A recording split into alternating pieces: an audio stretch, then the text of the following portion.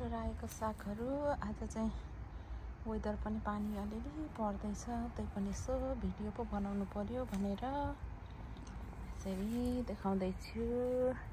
यस्तो राम्रो साग छ। अब चाहिँ दिनदिनै चिसो बढिरहेको छ, त्यसको बावजुद पनि मेरो सागहरू यता गमलामा पनि छ। त्यसपछि यो चाहिँ कलिलो छ अनि यतातिर पनि छ।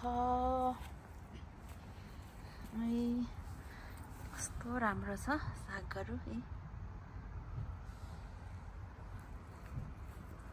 मेरो रायोको साग।